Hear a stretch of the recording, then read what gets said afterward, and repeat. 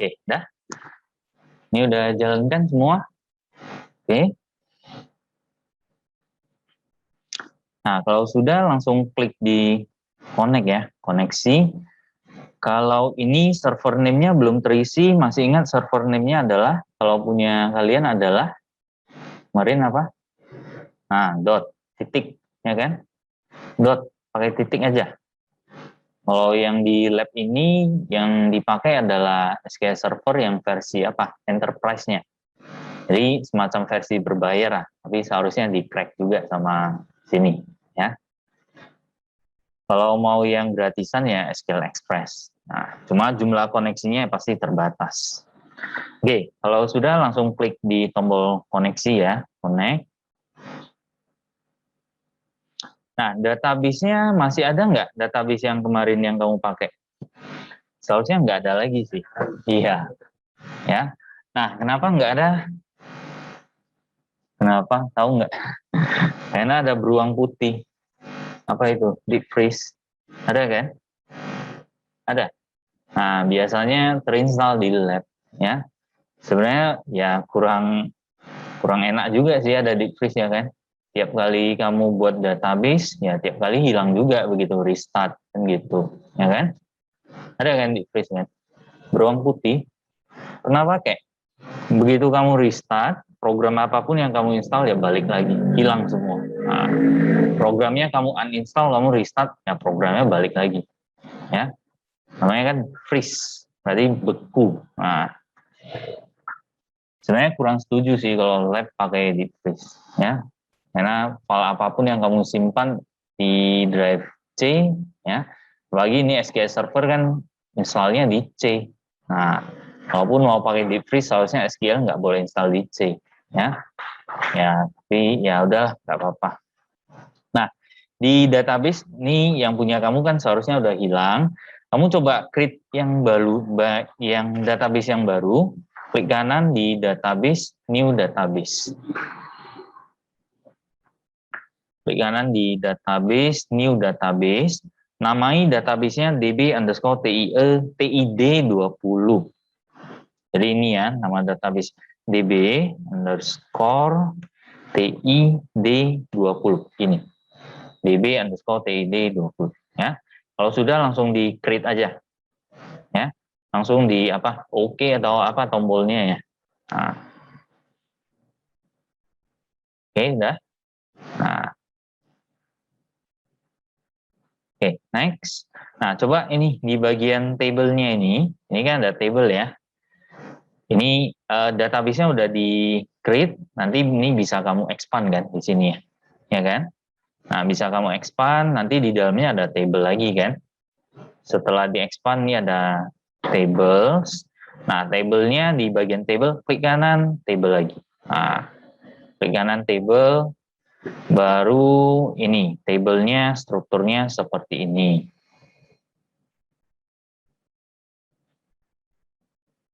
Nah, table yang sama sih. Ini terpaksa kita create ulang karena database-nya hilang. Nah, langsung aja di create, langsung aja disamakan. Ya. Apa? Tadi nggak nampak ya? Ah, oke. Ya. Nah, coba langsung di create aja ini. Sesuaikan semua primary key. Nah, column name, data type, kalau nullsnya juga samakan aja semua.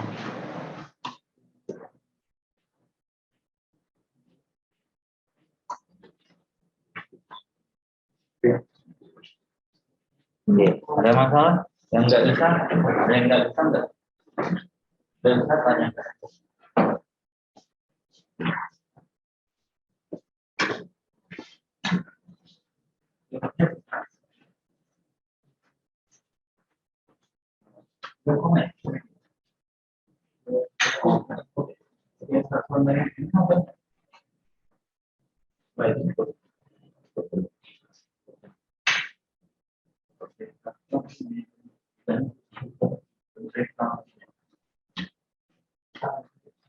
Nah, ini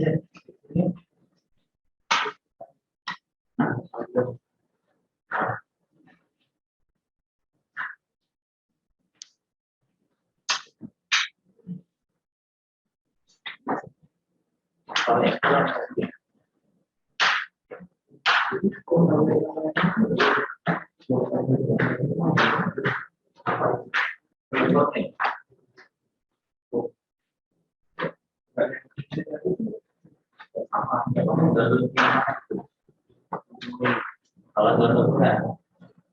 atau nanti ada apa leveling dia jadi sama.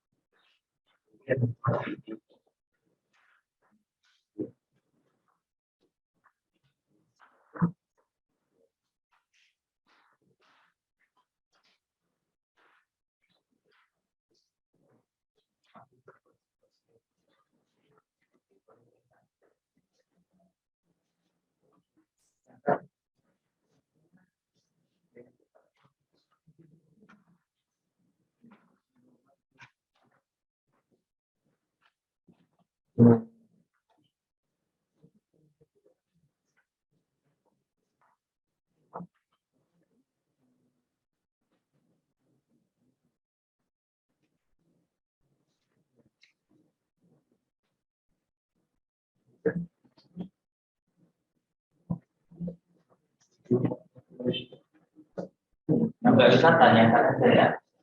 Yang sudah kan nggak tahu apa-apa ya. Kita langsung tanya. Oke.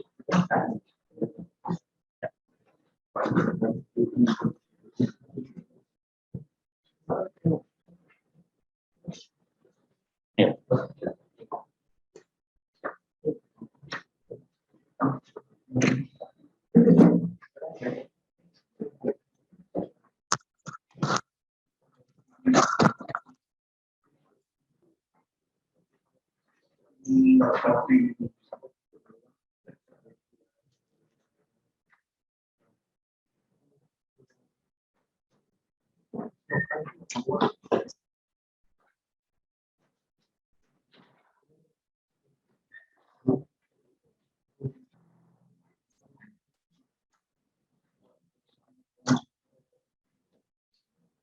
Oke, udah. Nah, kalau sudah coba di apa dulu? Di save aja. Nah, cara save ini pastikan kamu udah set primary key ya di sini ya. Cara setnya masih ingat, klik di kolom, klik di tanda kunci. Ya, ini kan ada kunci di sini. Klik di kolom yang mau di set primary key, klik di ini. Ya, set primary key. Nah, kalau sudah dibuat table ini, coba save dulu, Ctrl S saja. Ctrl S, namai tabelnya dengan nama tbl user, underscore user. tbl, iya, tbl underscore user. Di save ya, table Ctrl S.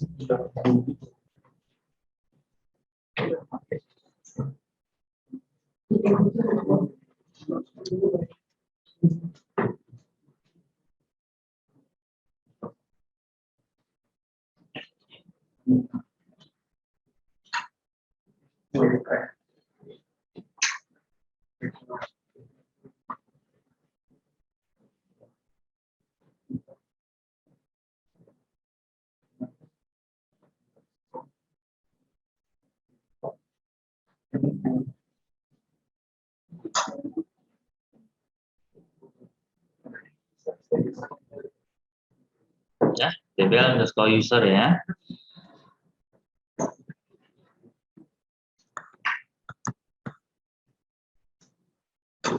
Sudah di save.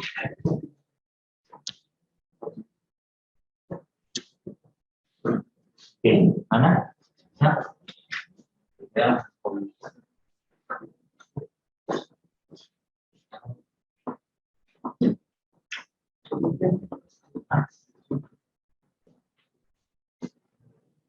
Oh, ya.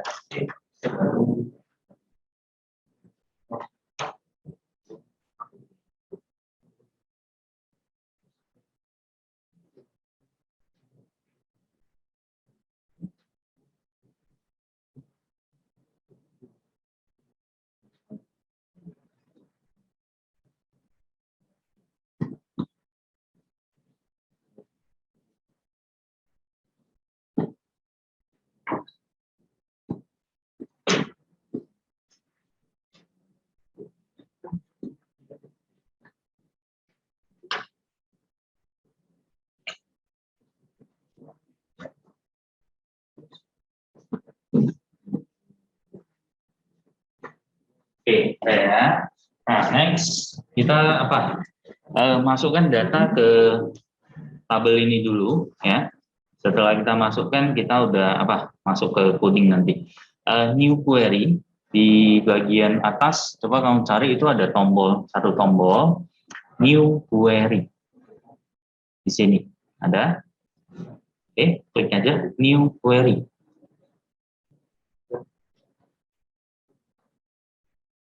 Oke, nah new query ya. Nah, kemudian sebelum kamu apa memasukkan perintah SQL, ini pastikan database-nya sudah di set ke db_tid20 ya, yang bagian jendela ini. Nah, ini kan kalau kita klik di sini, nanti ada list dari database yang sudah ada ya. Jadi ini pastikan dulu di db_tid20. Oke. Ya, bisa ya. Nah, ini maksudnya adalah kita bekerjanya di database ini, ya. Kalau nanti kamu mau melakukan perintah-perintah SQL-nya di database yang lain, nah berarti ini kamu harus set dulu. Oke. Nah, next kita masukkan beberapa user dulu. Nah, apa perintah untuk memasukkan user? Caranya gimana kemarin? Nah, insert into. Nah, ini dihafal ya, tampilan nggak apa dikuasai lah. Insert into table user, contoh. Ini kita buat yang gampang aja, biar cepat aja sih. Role manager.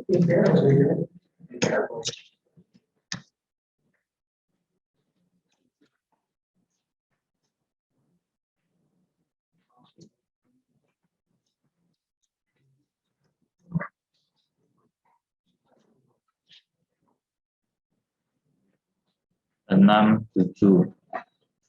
Ini role-nya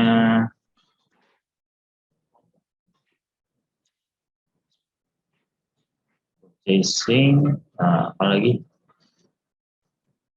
Nah, copy paste saja ya, baris kedua, ketiga copy paste, lihat bagian mana yang berbeda.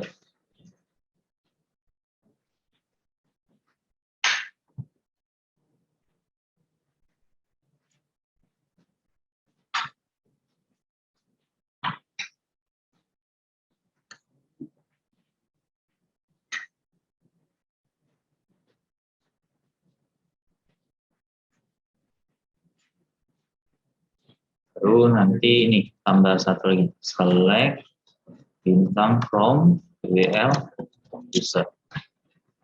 Select untuk apa kemarin?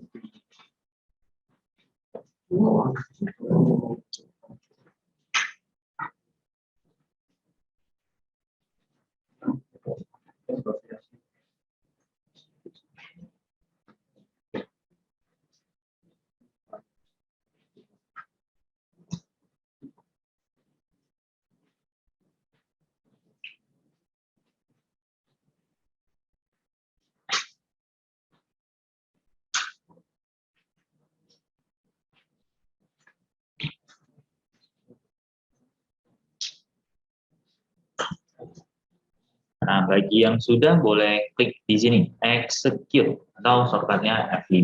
Ya. Nanti kalau nggak ada error, berarti nanti datanya muncul itu, 3 baris. Kita kan ada 3 perintah insert, nanti seharusnya nanti ada 3 baris data di tabelnya. Ya. Udah?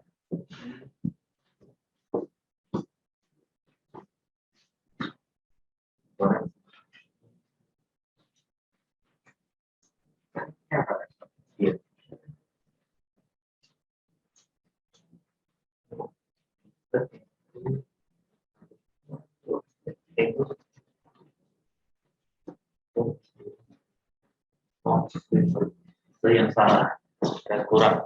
Ini tambahkan di sini ya, values. Nah, ada kurang nilainya ya, values. Nah, seperti ini.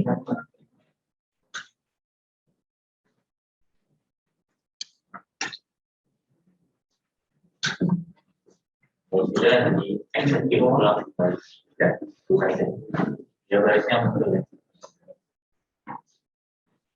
Ya, yang error.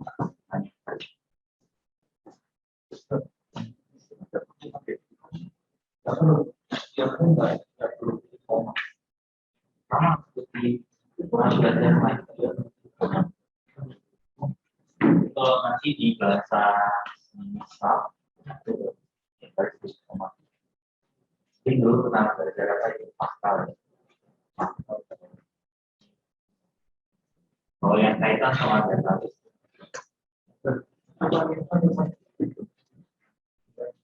Oh.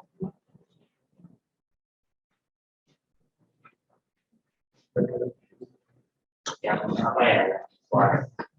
Dari apa? Katakan.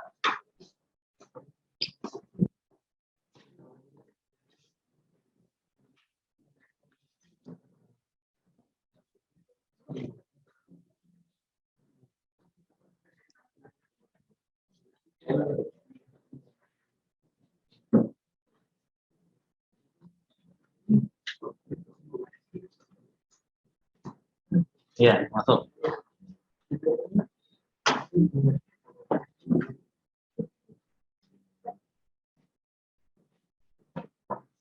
Ya. Kalau udah tapi kita nggak bisa. Jadi kalau itu ya, ini ternyata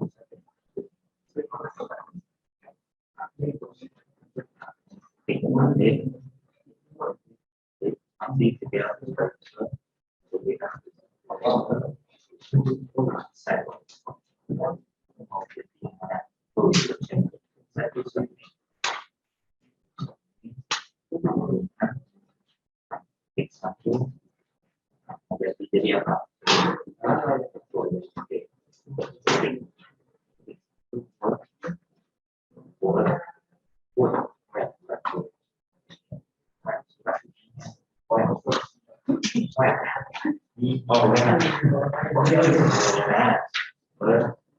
Username,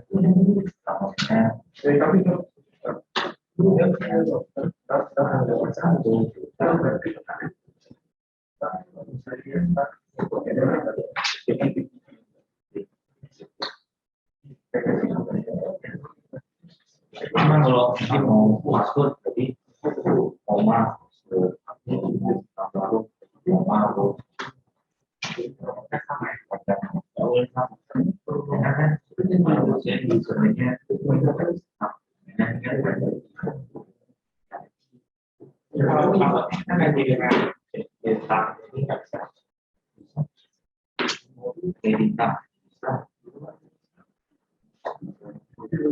ini jadi udah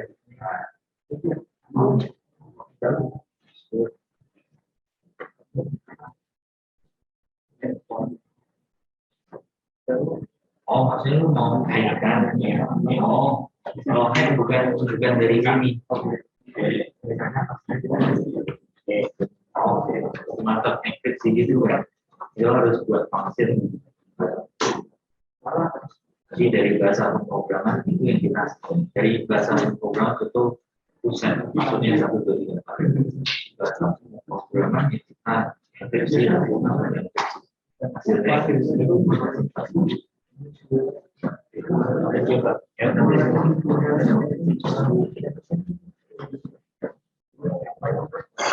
udah semua? Udah ya? Next ya. Oke, coba beralih ke ini. Yang ini kita udah ada data ya tadi ya, db_user. Coba ke Visual Studio 2015, coba dijalankan dulu. Kita ke code-nya dulu.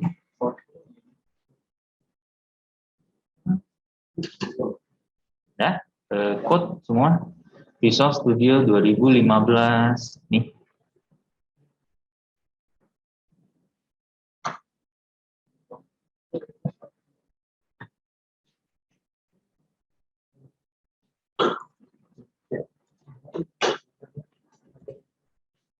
Ya. Nah, new project.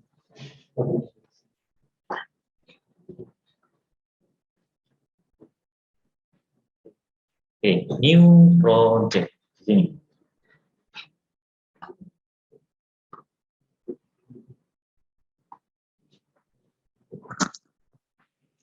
Nah, new project.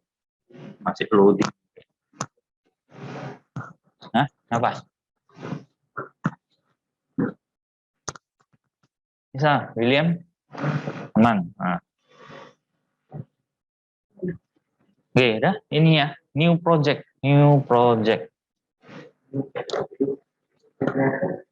Gak bisa. Gak bisa atau masih loading mungkin? Masih loading mungkin itu.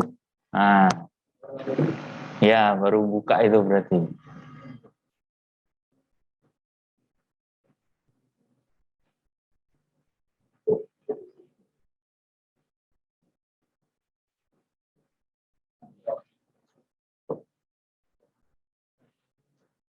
Udah, Erik?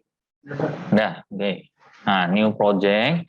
Nah, ini kemarin masih ingat ya, ini kita pakai VB kan? Ya kan? Kemarin yang apa semester lalu. Nah, sekarang kita pakai ini sisap. Oke, okay? Ya, pakai sisap. Nah, ini location penyimpanannya kamu tentukan aja sendiri. Di bawah ini kan ada location ya. Ada punyamu? Ada. Nah, browse saja, browse. Nah, tentukan lokasi penyimpanannya, kamu set sendiri mau di folder mana. Yang penting jangan di drive C ya. Kalau di drive C, nah begitu restart hilang itu. Name, nama aplikasi. Ada nama aplikasi di sini. Nah, nama aplikasi contoh seset aplikasi jual beli. Nah, contoh aja aplikasi jual beli. Nah,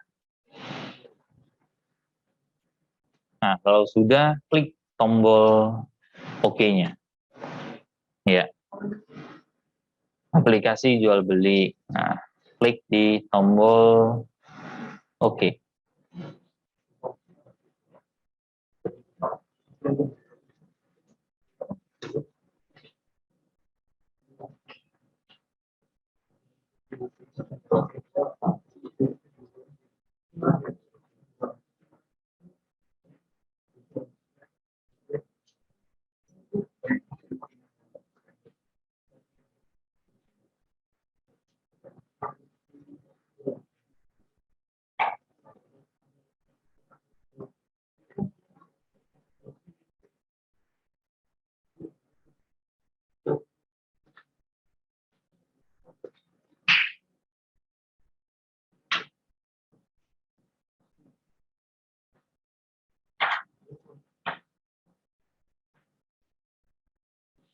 Oke, sudah semua?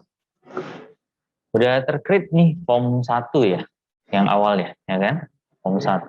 Nah, ini kita set dulu tampilannya ya. Ini pastikan di tampilan kamu punya toolbox. Ini ada toolbox punyamu?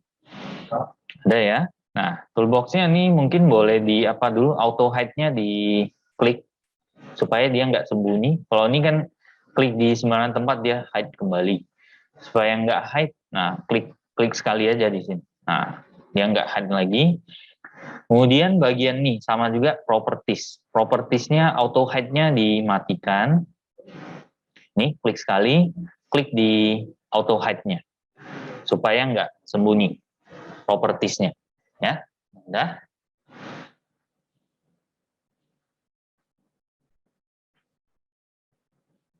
Oke, ini form kita. Ini form yang satu ini kita set nanti jadi form login, ya, form untuk melakukan proses login. Nah, semau kamu set form loginnya seperti ini.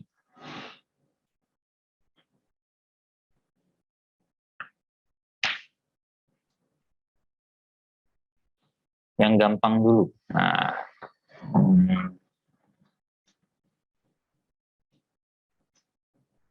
Nah, kira-kira seperti ini, ya. Teksnya samakan, login. Ini pakai apa? Nah, kamu tentukan sendiri. Kontrol-kontrolnya kamu tentukan sendiri, pakai apa. Intinya ini kontrol-kontrol yang standar sih. Label, text box, sama button aja. Ini fontnya juga agak diperbesar ya, bagian font. Nah, cara set untuk memperbesar font itu di bagian mana kemarin?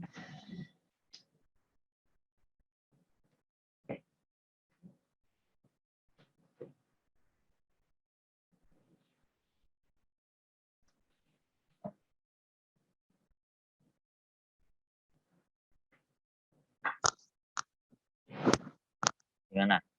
Besar.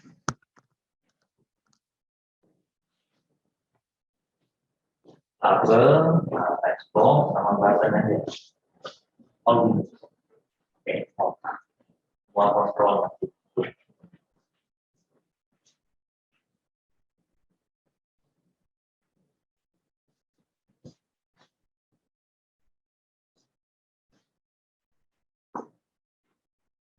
Tarik aja di toolbox. Semuanya ada di toolbox ya. Toolbox ini nanti yang kamu pakai yang bagian ini kan ada dibagi beberapa bagian kan. All Windows Form, Command Control dan sebagainya, ya kan? Ini semacam kategori lah katakan, ya. Kalau mau cari yang semua yang di ini aja All Windows Form. Ini udah diurut berdasarkan abjad, ya. Jadi kalau mau cari teks berarti T, nah cari yang urutan T. Sudah sesuai dengan abjad.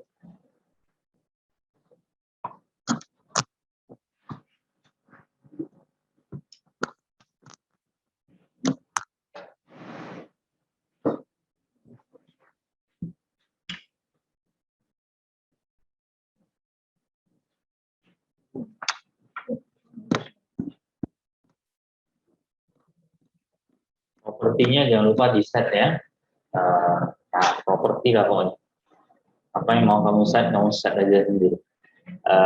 Mau kamu atur warna atau apa, nah, terserah. Kamu rancang form kamu sebaik mungkin. Nah,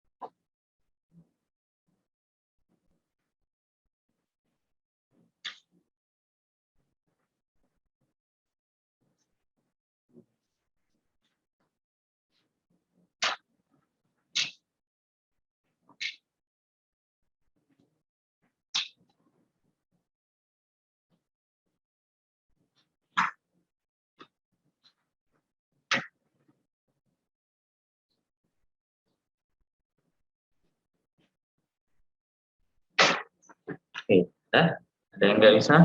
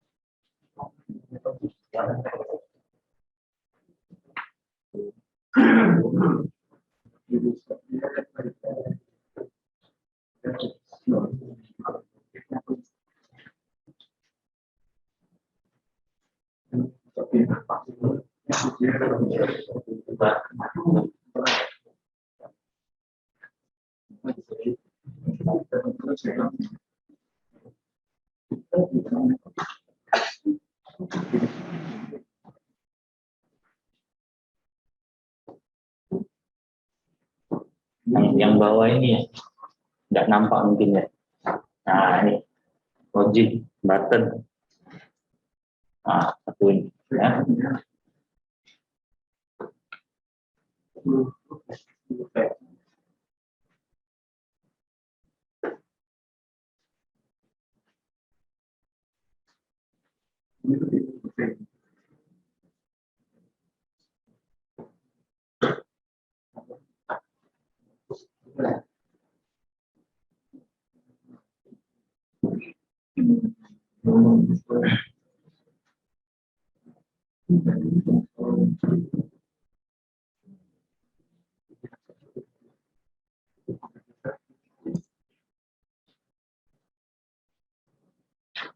Ya, oke. Nanti kalau udah habis, ya kita lanjut.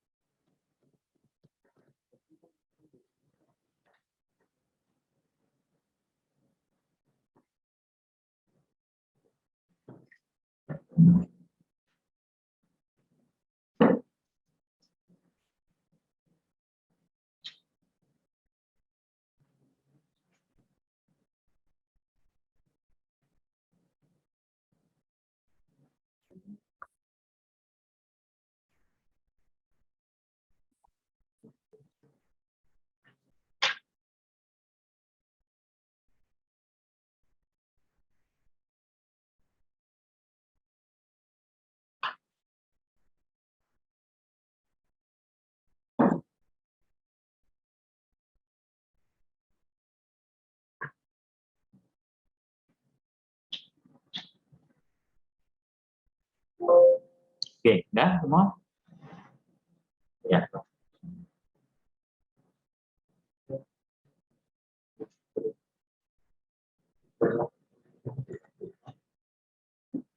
Oke, next step-nya adalah kita memberikan nama atau name di masing-masing kontrol di sini ya.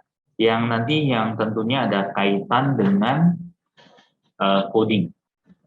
Oke, jadi yang pertama nih dulu username text box-nya yang satu ini. Nah, kira-kira nama apa yang cocok di sini? Masih ingat tata cara untuk pemberian nama dari sebuah kontrol? Ini kan text box, ya kan? 3 huruf depan itu adalah jenis dari kontrolnya, ya. atau jenis dari ini toolbox apa yang kita pakai tadi, kan? Ini kan text box, kita ganti aja txt, disingkat ya txt. Ini fungsinya untuk menampung apa? Username, jadi txt username gitu ya. Nah, jadi ini name cari di bagian properties, jangan salah klik ya. Klik di text box ini ya, text box txt username ini, klik sekali dulu, baru carilah di bagian name-nya ini. Nah, name-nya kamu ganti jadi seperti ini, txt username. Pemberian name tidak boleh menggunakan spasi, ya. Harus diawali dengan huruf, tidak boleh diawali dengan selain huruf.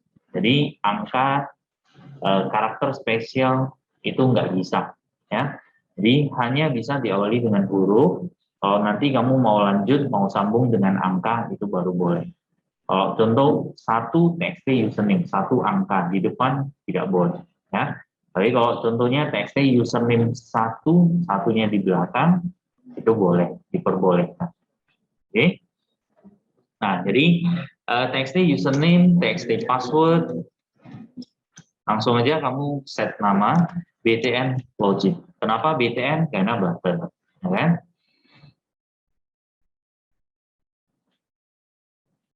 Txt username, txt password, btn login.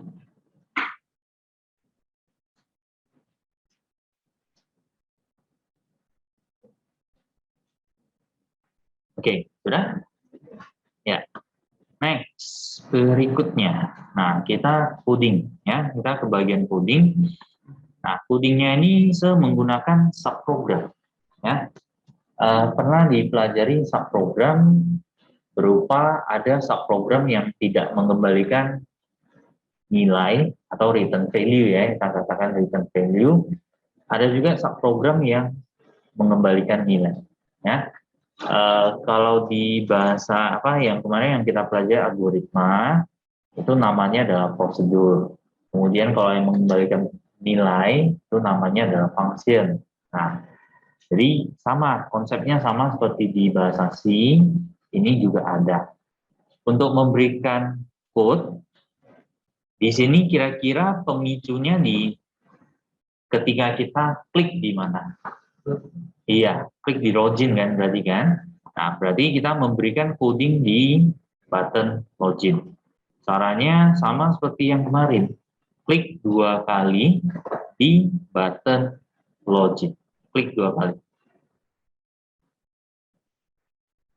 Oke, ya. Klik 2 kali di button login. Ya. Nah, sebelum kita menambahkan coding, ini kamu tambahkan dulu di atas. Using system.data.sql client. Ya. Di bawah using system.windows.form. Nah, tambahkan satu baris ini. Using system.data.sql client titik koma. Nah, di bahasa C#, setelah mengetik satu baris statement, itu harus diakhiri dengan titik koma. Ya, wajib titik koma. Oke.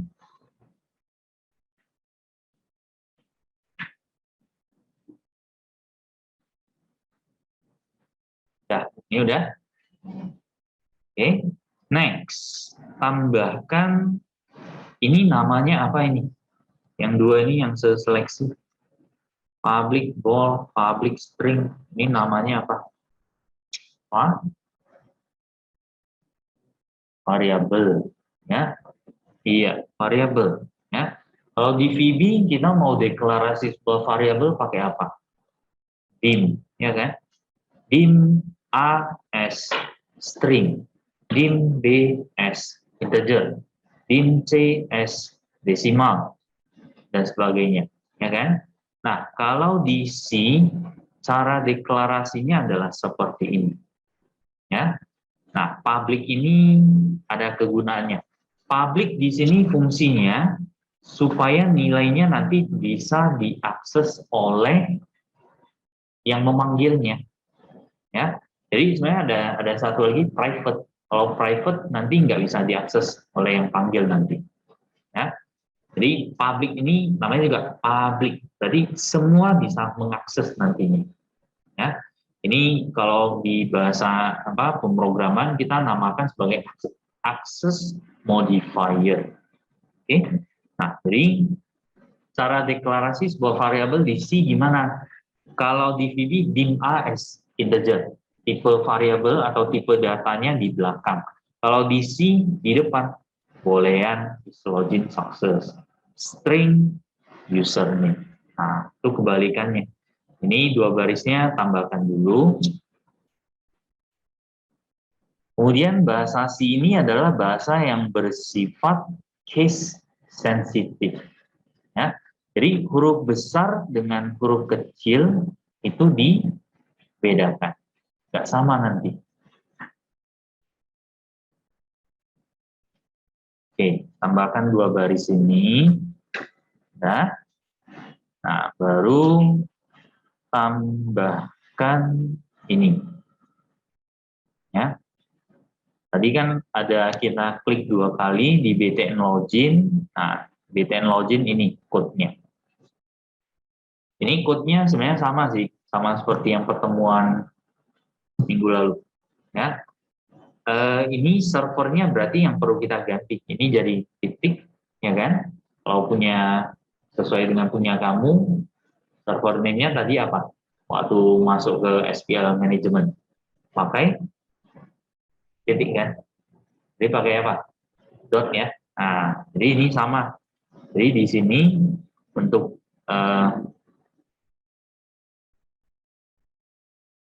server itu pakai dot seperti ini, ya. Servernya pakai dot. Oke. Kemudian database-nya kita mau koneksi, tadi nama database-nya apa? DB. Nama database-nya TID 20. Nah, ya, jadi itulah connection string, fungsinya untuk menentukan kita mau koneksinya ke database apa, servernya server apa alamatnya. Oke, ini tambahkan dulu.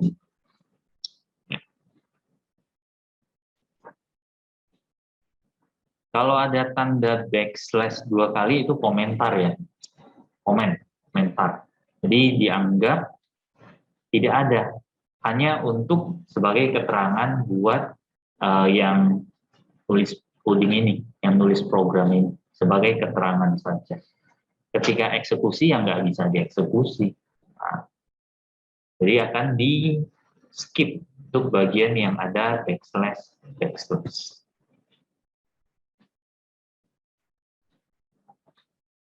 Nah, ini.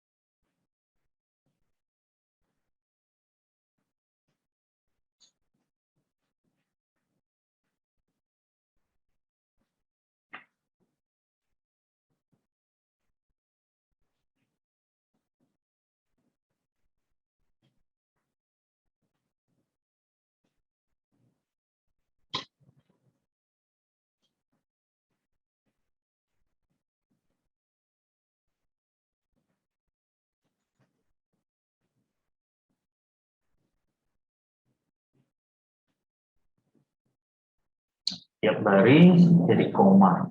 Ya. Satu statement, lebih tepatnya satu statement akhiri dengan tanda titik koma. Kalau VB kan nggak usah. Kalau di C ini kuat sekali apanya, OP-nya, Object Oriented Programming-nya. Ya. Pemrograman berorientasi objek ini sebenarnya. Jadi mungkin lebih diperdalam di bahasa pemrograman berorientasi objek. Ada mata kuliah itu juga.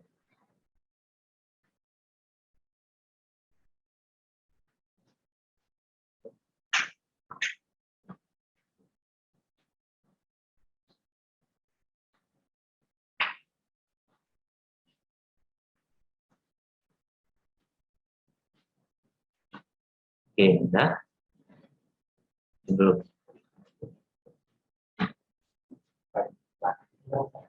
Ya. Oh, ini. Ini. Ini. Setelah plus. Nah, tambah. Sambung. Ya. Plus ini bukan untuk melakukan operasi aritmatika. Plus ini untuk sambung string. Jadi, ini sambung lagi. Sambung dengan text user. Text username yang textbox. Ya.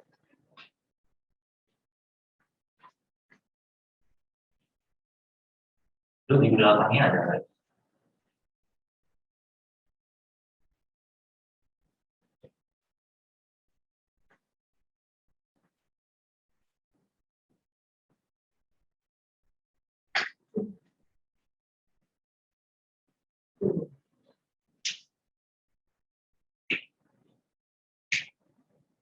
Nah, ya. Belakangnya ini masih ada.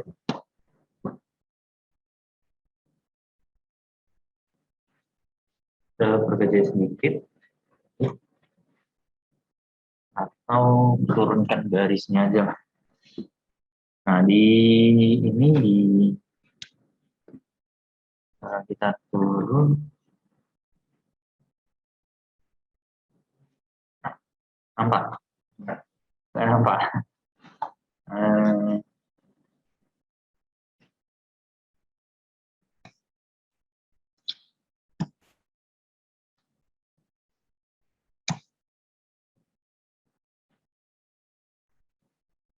Nah,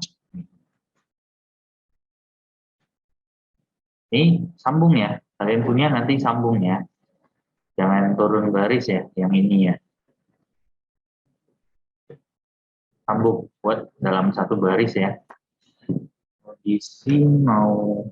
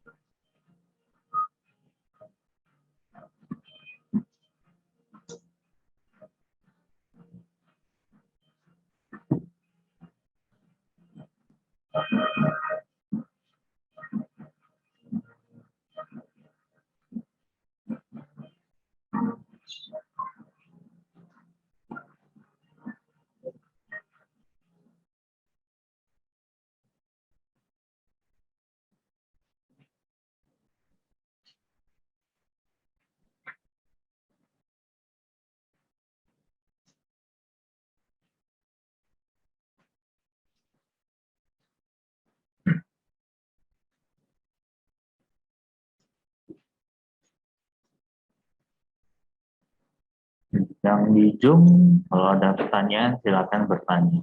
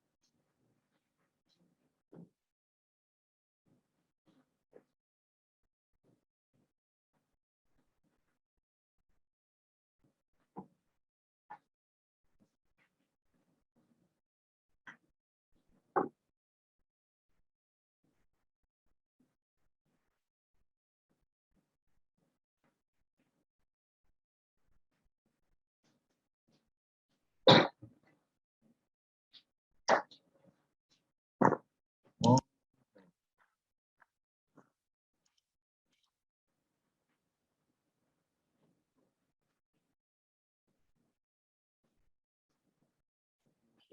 yang ini satu baris ya, saya naikkan kembali.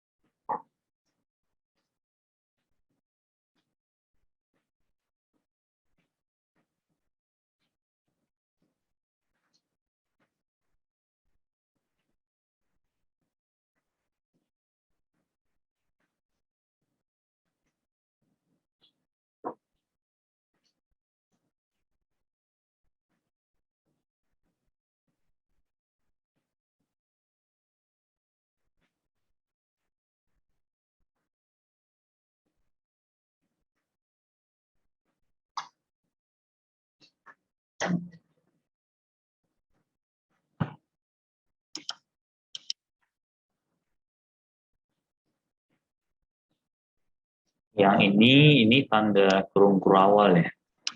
Kurung kurawal buka, kurung kurawal tutup.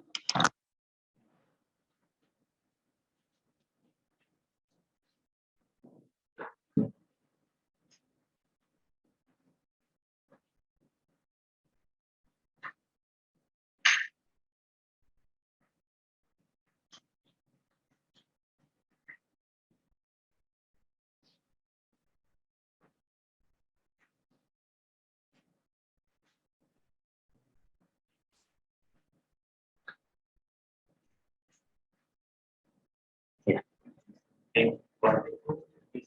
Di samping this dot close. Ini buka kurung, tutup kurung, titik koma.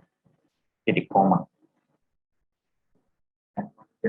Ini this dot titik. Nah, this.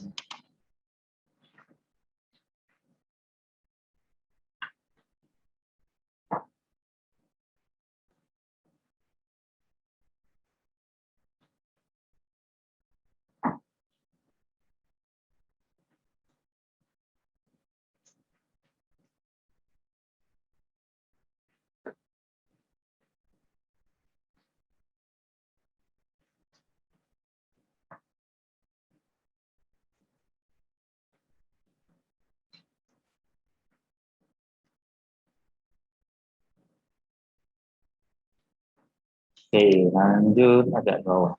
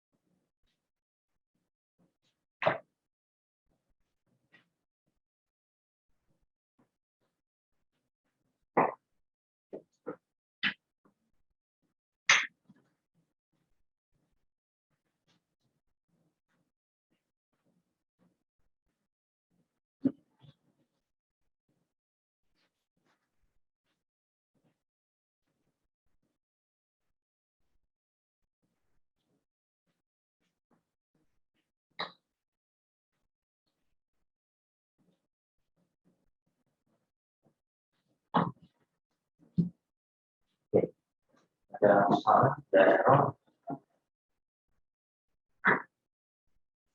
Tadi kalau ini error, biarkan dulu ya.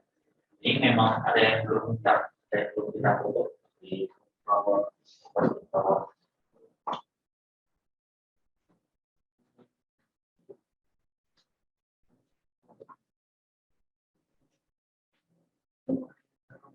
Iya, karena ada yang belum ditutup.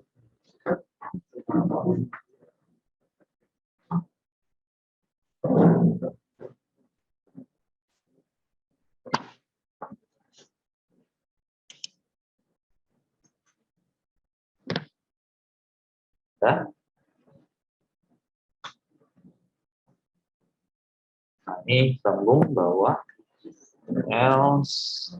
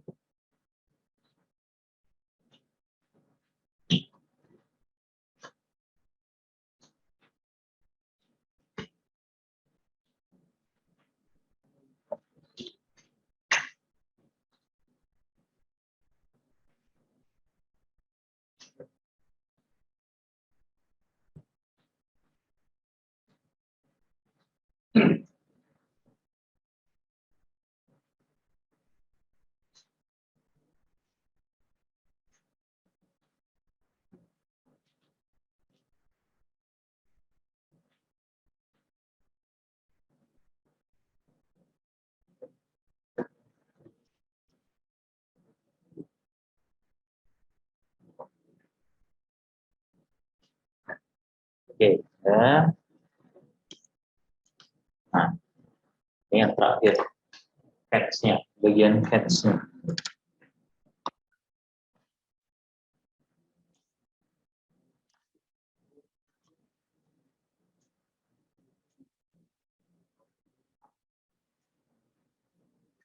Catch.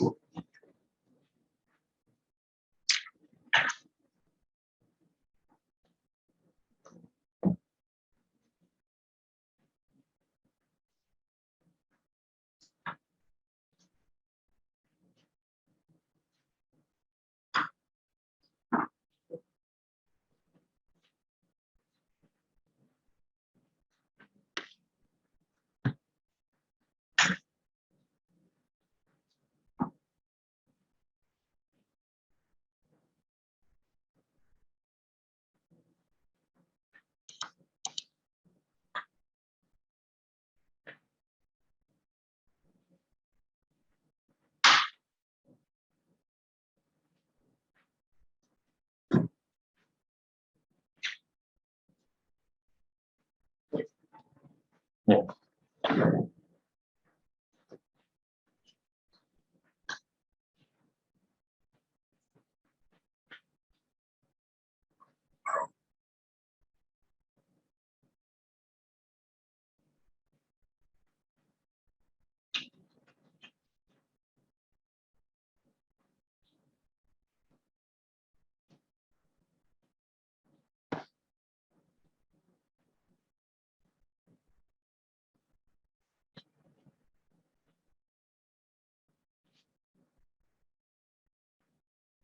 Nah, kalau di apa di VB ya, di VB kalau mau set kita punya beberapa form ya, katakan ada 3 form.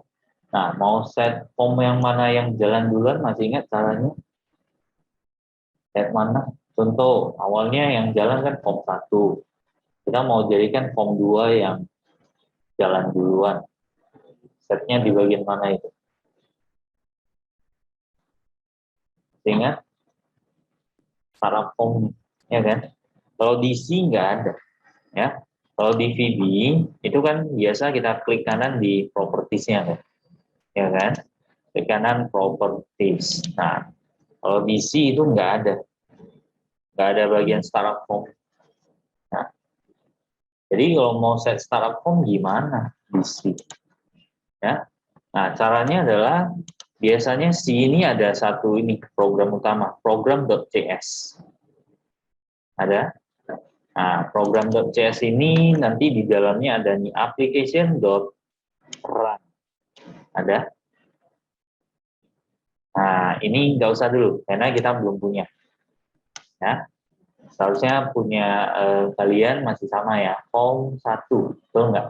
Ya kan? Nah, intinya kalau mau set form yang mana jalan duluan, itu nanti kalian setnya di sini. Program.cs. Ya, CS ini singkatan sisap. Jadi yang bahasa C, sisap, itu ekstensinya semua sama, .cs, sisap. Ya, oke. Nah, jadi untuk yang form 1 ini udah selesai sampai di bagian catch-nya ini. Oke.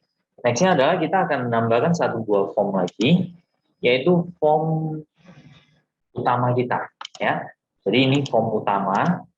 Form utama fungsinya untuk sebagai tempat, sebagai kontainer, kita katakan sebagai kontainer untuk berbagai macam form kita, ya. Jadi kita punya banyak form, ada 100-an atau 10 form, semuanya kontainernya di satu tempat. Nah, inilah yang kita katakan sebagai MDI container, ya, MDI. Nah, jadi ini kalau kita belum login, ini masih posisinya belum login, berarti ini user harus login dulu, ya kan? Nah, kalau sudah login 1 2 3 4 5,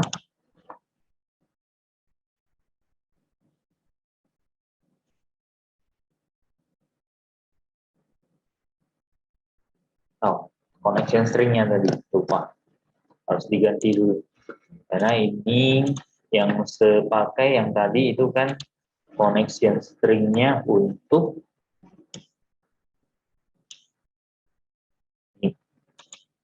Ini harus ganti.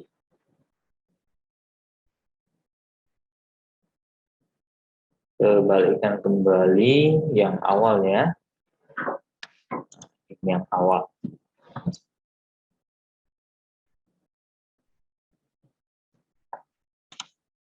Nah, ini udah login. Begitu kita login, di sini baru ganti. Tadi kan login kan. Nah, kalau sudah login berarti ini jadi logout, ya kan? Ini menu-menunya juga sudah muncul, master, barang, customer, supply, sales, transaction, ada processing, ada sales, dan ada exit. Di bagian bawah ada keterangan username yang sedang login. Ya, jadi username-nya adalah Andi. Ini kita logout, user logout. Nah, saya balik lagi kembali ke sini, tampilan untuk melakukan proses login. Ini user login. Yang bagian bawah username-nya juga hilang ya. Di sini tadi kan ada. Nah, sepakai role yang lain, Budi 1 2 3 4 5 6, yang role Budi, master, barang, sama supplier aja. Ya, tadi kan ada 4 menu ya, ya kan? Kemudian untuk transaction dia cuma bisa akses di bagian purchase. Jadi untuk yang menu sales itu dia nggak bisa. Ya, nah contoh, sepakai lagi satu role lagi, role untuk sales, Cindy 1 2 3 4 5 6 7. Nah ini role yang sales, dia cuma bisa akses ini barang, customer, sales. Sementara supplier tidak bisa. Kalau untuk transaction dia cuma bisa akses ke bagian transaction sales. Jadi untuk transaction yang purchasing tidak bisa karena ini role-nya adalah role sales. Jadi role ini fungsinya untuk menentukan apakah seorang user dia bisa akses ke menu-menu apa saja. Ya, lebih seperti itu. Nah, jadi kita tambah satu form lagi. Cara tambah form masih sama. Kamu bisa gunakan nih di samping kanan itu ada Solution Explorer, ya kan? Nah, di Solution Explorer ini kan ada aplikasi jual beli, bukan yang solution ya, tapi yang di sini. Yang di ini project-nya. Ini solution, ini project. Kita namakan sebagai project, ya. Di sini klik kanan add Windows Form. Nah, coba klik kanan add Windows Form dulu. Oke, ya. Klik kanan add Windows Form. Oke, nanti ada jendela yang muncul. Ini pastikan kamu pilih di bagian sini, Windows Form. Ya, Windows Form. Namai formnya ini bagian name. Namai dengan nama FRM min utama. FRM min. FRM underscore min utama.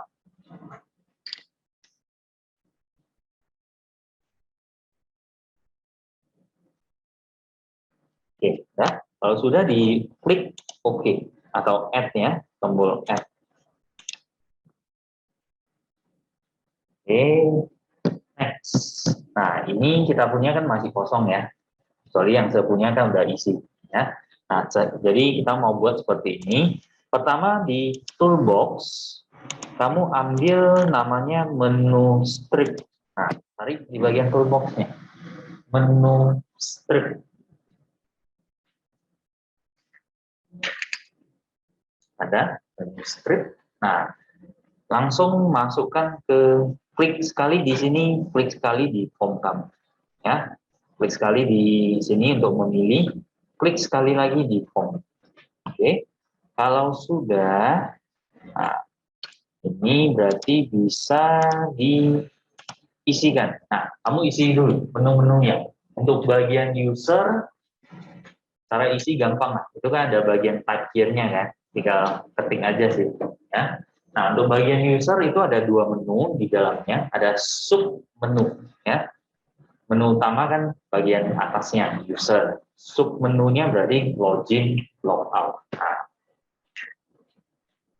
nanti ini bisa kita hide Jadi menu mana yang tidak mau kita tampilkan, kita sembunyikan. Nah, contohnya seperti yang tadi, ketika posisinya sudah login, maka yang login kita hide. Ketika logout, logoutnya kita hide, loginnya kita tampilkan. Sebaliknya, nggak boleh muncul dua-dua kan? Masa login, logout dua-dua muncul. Ya. Nah, ini untuk menu yang user, menu master. Nah, tambahkan ada 4, barang, customer, supplier, sales.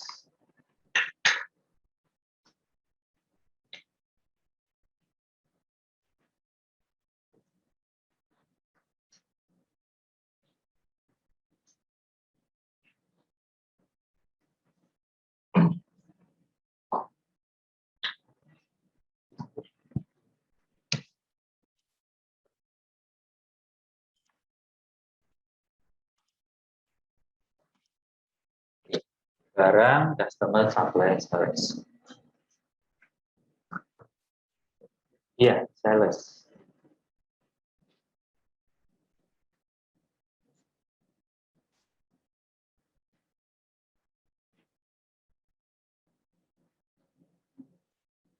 Nah, jadi dalam satu program usahakan ada bagian-bagian seperti ini.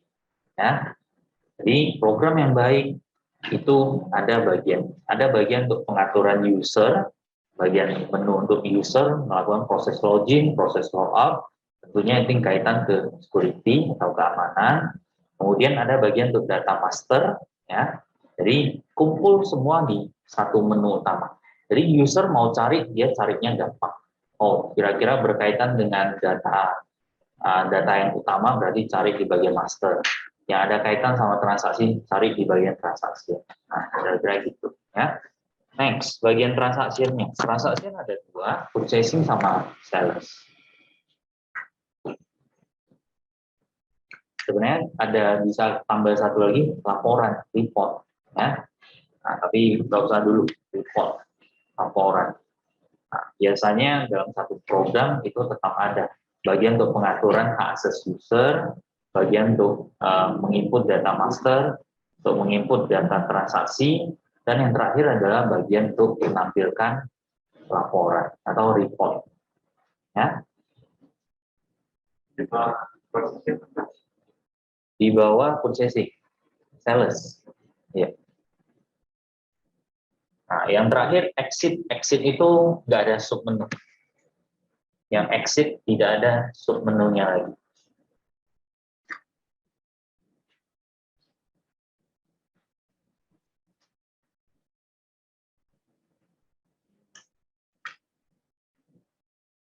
Oke, nah, kemudian biasa di satu program itu bagian bawah ada kayak gini kan, ada keterangan gini. Nah, kalau di Visual Studio ini ada tulis ready, line sekian, tuh sampingnya ada lagi. Nah, ini yang garis bawah ini, ini saya sudah tambahkan, itu namanya adalah status strip. Nah, coba cari di bagian toolbox kamu itu ada yang namanya status strip. Ada? Nah, kalau ada, masukkan dulu 1. Nah, caranya sama seperti tadi ya. Sama seperti waktu memasukkan menu strip yang tadi. Ya. Nah, kalau sudah, ya, ini menu stripnya otomatis dia di bawah. Namanya juga status. Ya. Status strip itu munculnya di bagian bawah. Oke. Nah, jadi bisa berupa keterangan. Contoh, kamu bisa aja tambahkan di status stripnya tanggal, ya, tanggal hari ini. Nah, bisa. Kalau tadi saya tambahkan ini adalah username yang sedang login siapa, kan? Nah, dan sebagainya. Kamu bisa tambahkan keterangan berbagai macam, ya. Contohnya apalagi versi programnya, ya. Versi berapa ini? Versi 1 titik berapa sekian. Nah, sebagai keterangan tambahan, ya. Oke. Nah, next, klik di status strip kamu yang bagian bawah ini, klik 1 kali dulu, kemudian klik di tanda panah. Nah, ini ada tanda panah kan? Nah, ambil status label, status label. Nah, status label ini maksudnya adalah seperti label biasa, cuma dia di status bar, ya. Cuma dia letaknya di status string. Dia seperti label, cuma namanya karena letaknya di status string, namanya jadi status label. Nah, oke. Ambil satu buah status label, dia ini nanti ada muncul nih satu ya, toolscript status label 1 ada. Oke, ini bisa kita berikan nama juga ya. Semua objek di dalam satu form itu bisa kita set namanya ya. Apapun itu, nanti mau buat objek apapun itu objeknya bisa di set di bagian properties name-nya ya. Jadi ini coba munculkan properties kamu. Oke. Nah, di ini klik satu kali dulu di toolscript status label ya. Toolscript status label 1. Nah, ini bagian name-nya, cari properties name. Nah, ini properties name. Nah, toolscript label kita singkat aja ya, toolscript label jadi TSL ya. Toolscript label. Nah, TSL user name kayak gitu ya. Ini nanti fungsinya untuk menampilkan username yang sedang login ya. Jadi pada saat login ini kita set teksnya apa. Tapi pada saat logout jangan lupa untuk menghapus. Nah, hapus kembali teksnya ya. Oke, sudah sampai sini. Oke ya. Nah, nextnya adalah coding di form ini ya, codingnya. Nah, codingnya ini nggak usah kalian ketik lagi, nanti nggak cukup waktu. Saya langsung jelaskan saja proses mulai dari login sampai dengan penentuan role ini munculkan menu apa, role ini munculkan menu apa. Ya, nanti code-nya saya bagikan, kalian bisa lihat kembali. Oke, jadi prosesnya yang pertama adalah ini. Semua program prosesnya dimulai dari bagian main load ya. Jadi ketika kita klik 2 kali, nah dia panggil ini, panggil login. Oke, panggil login. Nah, login ini apa ini? Ya kan? Login ini adalah sebuah subprogram. Ya. Login ini adalah sebuah subprogram. Jadi saya ada buat satu buah subprogram di sini. Cari aja login, mana login. Nah ini private void login. Jadi pertama dia akan panggil ini, panggil si login ini. Ya. Nah di login ini ada satu buah variabel. Nama variabelnya adalah is login success. Oke. Nah, berarti ini agak apa? Ini kita mainnya udah OOP sebenarnya ya. Jadi dipahami dulu pelan-pelan. Jadi ada satu variabel, nama variabelnya is login success, tipenya boolean, tipe datanya. Ya, jelas ya. Nah, nilainya adalah is login. Loh, is login ini apa lagi nih? Nah, is login sama juga. Ini adalah sebuah subprogram. Jadi dalam subprogram dia panggil lagi subprogram yang lain. Paham? Oke. Nah, jadi subprogram is login ini, kalau tadi yang pertama kan login, panggil login. Login yang satu ini, private void. Nah, kalau dikatakan void, artinya adalah tidak ada return value. Dia hanya mengerjakan coding aja. Udah dikerjakan, selesai, ada dikembalikan nilai ke kita, tidak. Ya, tidak mengembalikan nilai apapun. Nah, jadi kalau yang mau yang mengembalikan nilai pakai apa? Pakai function. Nah, contoh function yang seperti ini, is login ini. Nah, private boolean is login. Jadi function isLogin ini akan mengembalikan sebuah nilai. Tipe nilainya apa atau tipe data yang dikembalikan adalah boolean. Bisa dipahami dulu sampai sini. Jadi pertama kita panggil login, ya kan? Pada saat awal form load, kita kan panggil login dulu. Nah, di login panggil lagi isLogin. Nah, isLogin ini adalah sebuah function. Function itu ingat, function itu mengembalikan sebuah nilai.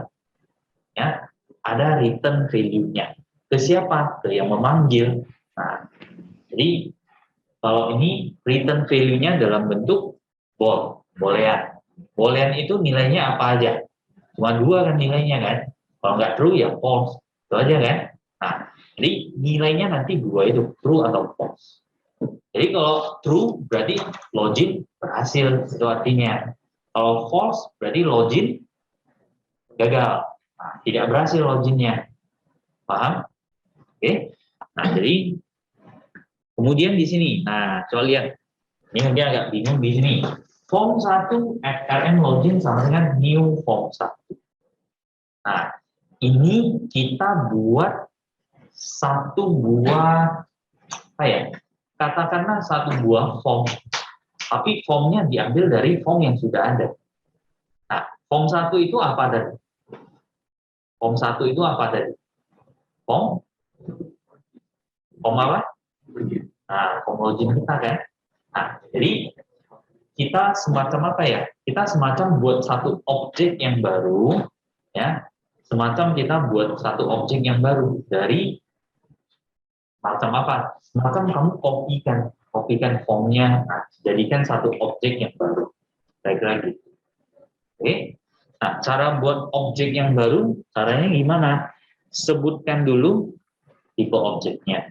Ya, tipe objeknya adalah form 1. Oke. Kemudian spasi nama objeknya apa? Nama objeknya di sini diberikan namanya adalah FRM login. Nah, baru sama dengan new tipe objek lagi. Oke. Jadi inilah cara untuk membuat sebuah objek. Ya. Nah, baru ini new form 1. Oke. Baru FRM login.showDialog. ShowDialog untuk apa kemarin? Untuk dialog itu apa? Kalau di VB contoh form 1.showDialog. Nah, untuk apa itu? Ingat, untuk menampilkan formnya. Ya. Tadi kan waktu se F5 ini yang jalan adalah form main loh. Form utama dulu. Berarti ini yang jalan duluan, bukan form login ya. Form ini yang seset, ini yang jalan duluan. Nah, ketika sudah jalan, dia langsung tampilkan form login kan? Betul nggak? Ini. Nah, begitu jalan langsung tampil form 1 itu. Kenapa bisa tampil? Berkat coding yang satu ini.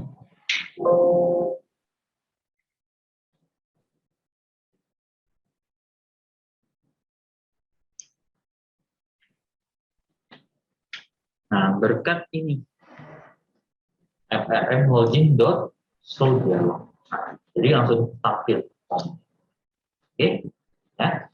Nah, baru berarti sekarang kondisinya kita sudah di sini di form ini, di form yang satu ini. Ya, kondisi sekarang kita di sini. Oke. Nah, ketika user mengisikan username, mengisikan password, sesudah dia isi, dia klik di login, ya kan? Nah, di tombol login ada codingnya seperti ini. Nah, ini kemarin sudah pernah saya jelaskan ya di pertemuan minggu lalu. Ini proses loginnya nggak seulangi lagi. Nanti kalau kurang jelas, lihat lagi kembali pertemuan yang minggu lalu. Nah, yang berubah adalah bagian sini.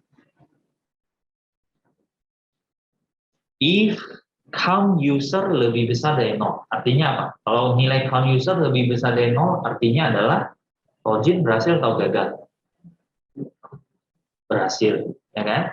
Nah, karena berhasil, maka seset di sini nilainya is login success, berarti Berhasil kan? Karena berhasil selesai aja, is login success, true. Nah, benar. Ya. Apakah login berhasil? Benar, true. Oke. Baru nextnya catat. Siapa yang login? User apa yang login? Username-nya siapa? Paham? Ya. Usernya udah login. Nah, udah berhasil loginnya. Set nilai is login success, jadi true. Catat juga nama user yang sedang login. Paham? Catat. Ya. Jadi makanya ini ada dua variabel kan tadi di atas kan. Nah, ini yang tadi saya bilang. Oke. Saya ada sediakan dua variabel, is login success sama satu lagi username. Untuk mencatat nanti apakah login berhasil, kemudian mencatat siapa username-nya yang sedang login. Kira-kira gitu. Paham? Nah, ketika berarti kita udah catat di sini, ya kan? Nah, login udah berhasil. Ini dalam kondisi sekarang berarti dalam keadaan ini masih muncul. Paham? Ini masih muncul ya. Form yang satu ini masih tampil. Nah, ketika login berhasil, form ini perlu kita tutup atau tetap tampilkan gitu aja? Perlu ditutup dulu. Nah, cara tutup gimana? Cara tutup, nah, kira-kira apa code-nya? Ini. Oke. This.close. This ini artinya adalah mengacu ke dia sendiri. This. Ya. Kalau contoh, this ini bisa kamu samakan dengan me ya, kalau di VB. Me.close. Kan ada yang kemarin kan, code-nya. Me.close. Kalau di VB. Kalau di C, me itu adalah this. This itu pengganti sebagai mengacu ke diri sendiri. Ya. Jadi perintahkan dirinya sendiri, this form 1 ya dia sendiri, tutup dirinya sendiri. Paham? Oke. Nah, setelah ditutup kita kembali lagi ke sini. Ini udah dikerjakan, baru nextnya ke sini. Nah, username sama dengan frm login.username. Artinya apa? Ambillah username yang tadi sudah kita catat di variabel username di form 1. Jadi udah kita catat, ya kan? Nah, sekarang kita ambil nilainya. Cara ambil nilai yang seperti ini. Sebutkan nama form yang tadi, form login, frm login, ya kan? .user. Nah, kemudian kita return apa lagi? Return, nah, loginnya berhasil atau enggak ini? Nah, return frm login.is success. Oke. Nah, ingat, ini adalah function. Ya, bedakan ya. Kalau dia tulisnya seperti ini. Private void login, ini pasti tidak ada tidak ada bagian return-nya karena dia nggak mengembalikan nilai apapun. Ya. Jadi analoginya bisa gini lah. Contoh ya. Kalau misalkan kita pakai void hitung angka, ya. Ada A, ada B. Oke. Ini void ya. Kemudian satu lagi int, hitung angka, sama int A, B. Oke. Nah, kalau misalkan ini kalau yang depannya ada tipe data, ya, depannya ada tipe data seperti ini wajib kamu menggunakan kata kunci return A plus B. Oke. Kalau yang pakai void ini tidak ada namanya return, nggak bisa. Karena void ini tidak mengembalikan nilai apapun. Dia cuma mengerjakan coding aja. Ya. Jadi void ini kamu bisa ibaratkan coding yang di void ini kamu copy paste, tempatkan di satu tempat. Ya, itu ibarat kamu cuma copy paste codingnya, letakkan di sana, selesai. Jadi dia nggak mengembalikan nilai apapun. Oke, jadi dia nggak ada returnnya di sini. Ya, jadi di sini cuma ada coding, nah cuma ada coding, oke, dia nggak ada return. Kalau misalnya kita mau panggil void di sini, kita cukup tulis seperti ini, hitung angka. Buka, tutup, titik koma, selesai. Itu yang void. Ya. Ini yang tipe yang void. Oke. Ini yang void. Oke. Nah, kalau kita mau panggil yang ini, berarti kita harus sediakan satu tempat. Kenapa harus sediakan satu variabel? Karena ada return, ada nilai kembaliannya. Paham? Dari pahami dulu. Void ini dia nggak ngasih. Kamu panggil dia nggak ngasih kamu nilai apapun. Ya, void. Kamu udah panggil si void ini. Void ini dia udah kerjakan, kodenya selesai, udah selesai. Kalau yang depannya ada tipe data, baik itu INT, bol, atau apapun. Nah, setelah dia kerjakan sesuatu, dia mengembalikan satu buah nilai ke pemanggil.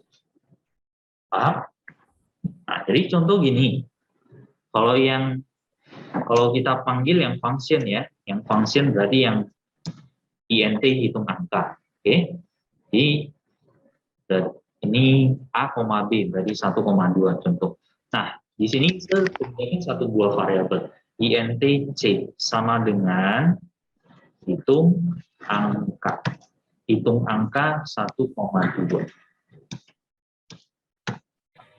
Nilai dari INT C berapa berarti? Nilai dari variabel C berapa? Yang ini variabel C nilainya berapa sekarang berarti?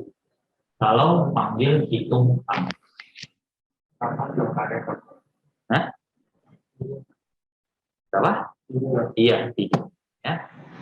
Kalau misalkan yang dipanggil ini, nilai dari variabel hitung angka berapa? Kalau misalnya kita panggil yang void, nilai variabel C berapa? Ada nilainya? Tidak ada. Bahkan tidak bisa dieksekusi, error yang ada.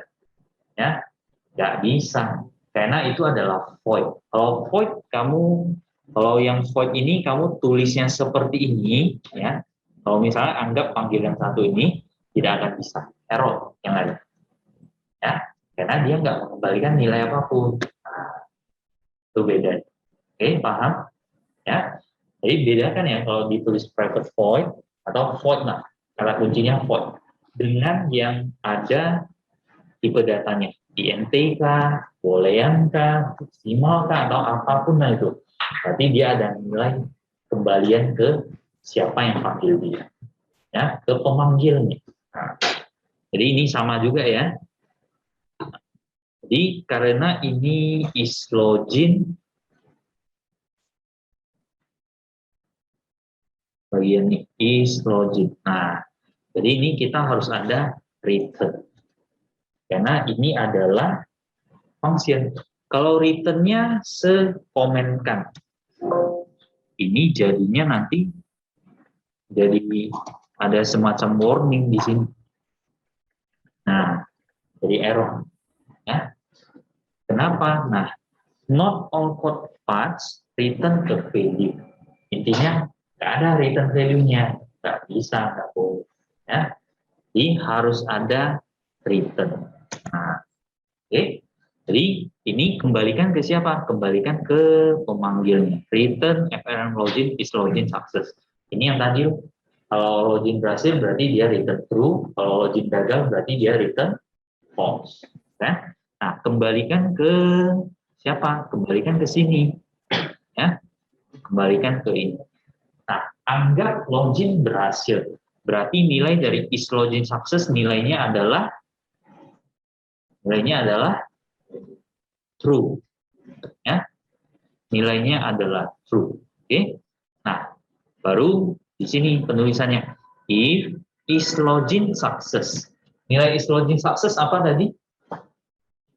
True kan? Nah, karena login berhasil, maka dia masuk ke bagian sini. Oke. Nah, inilah if-nya ini semua, ya. Inilah if-nya semua. Nah, ini yang seset jika login berhasil, maka login toolstrip menu item. Berarti yang satu ini, login toolstrip ini. Login toolstrip menu item. Cek aja name-nya. Nah, login toolstrip menu item ini pasti udah sama. Logout toolstrip menu item. Nah, oke. Nah, ini logout toolstrip ini pasti master toolstrip. Dalamnya barang toolstrip menu item. Itu formatnya sama. Oke. Nah, jadi tinggal set aja visible-nya. Visible untuk apa? Untuk set ditampilkan atau disembunyikan. Kira-kira gitu. Ya. Jadi di sini tinggal cek aja login toolstrip menu item visible-nya set aja. Kalau dia dalam kondisi login berarti visible-nya untuk yang login toolstrip visible-nya jadi false. Logout-nya yang kita munculkan, ya kan? Nah, begitu juga untuk ketika proses logout tadi kebalikan. Kurang lebih seperti itu. Ya. Oke, nanti coding yang lain coba kamu baca-baca kembali lagi ya. Untuk conditional if, nah ini tetap akan dipakai di program apapun ya, di bahasa apapun tetap menggunakan conditional if ya. Jadi coba dipelajari kembali untuk penulisan conditional if ini ya. Kalau di VB udah familiar, seharusnya di C pun nggak gitu masalah sih. Kalau if ini di C ya seperti ini, if buka kurung, kondisinya apa, barulah apa yang dikerjakan. Ya, ada kondisi lain lagi nggak? Oh ada else if. Nah, kondisinya apa? Kerjakan apa? Kerjakan ini. Ada kondisi yang lain lagi? Ada else if. User role. Tadi kan ada 3 role kan? Role manager, role purchasing, role sales. Nah, untuk yang manager semua visible-nya tampilkan. Semua menu ditampilkan kan untuk yang manager. Nah, untuk yang purchasing tadi berarti yang customer dia nggak boleh. Customer nggak kita tampilkan. Kemudian apalagi yang sembunyi ini. Sales juga nggak boleh. Kemudian ini lagi. Ya. Nah, dan seterusnya. Oke. Nah, nggak apa-apa itu. Oke, jelas sampai sini? Ya. Oke ya. Serasa cukup lah untuk pertemuan kita hari ini.